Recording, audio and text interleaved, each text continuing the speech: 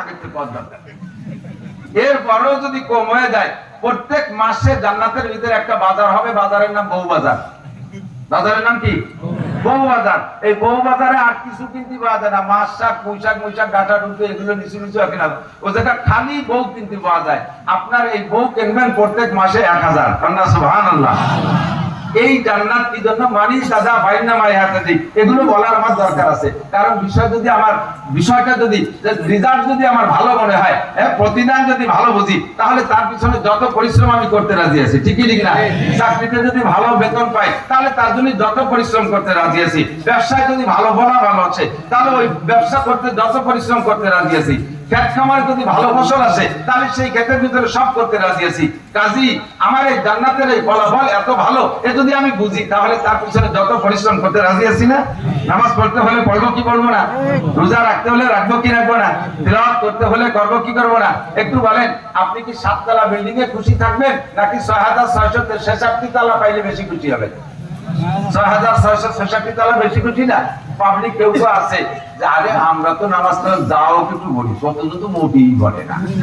তাতে উনি বুঝতেছে যে উনি বাড়ি কিছু কামাই ফেলেছে।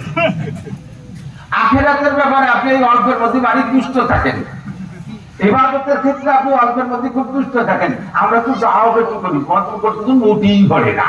তাতে আমরা তো তাকে চাইতে বেশ খানিক আগে ভেসতে যাবো, কিন্তু তুমি যে ঘোড়ার দিন বলতেছো তা হচ্ছে কি হচ্ছে না তাই বা ঠিক, এটা তোমার জানা নাই। দরকার কতটুক সেইটুকু তুমি বুঝে গেছো। কষ্ট পাচ্ছেন নাকি? আমাদের স্বভাব এরকম।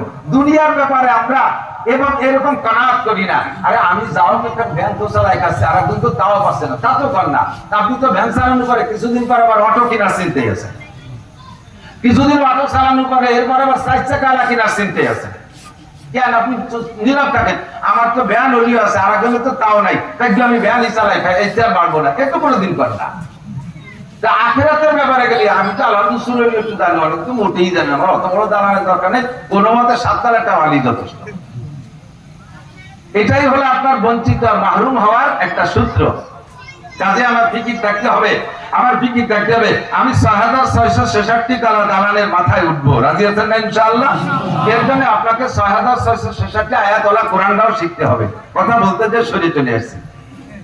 আল্লাহ পাক নবী আলাইহিস সালাতু ওয়াস সালামকে সান্তনা দিলেন, আমা আলাইকা ইল্লাল বালা লা তাহজান ওয়ালা তাখাফ, ভয় পেন না, টেনশন করেন না, দুঃখ নিয়েন না। হিদায়াতের জিম্মাদারি আপনার হাতে না, কিন্তু হিদায়াতের জিম্মাদার আপনি না। হিদায়াতের জিম্মাদার কে? আল্লাহ। কে? ইন্নাকা লা তাহদি, আপনি যাকে খুশি তাকে হিদায়াত দিতে পারবেন না।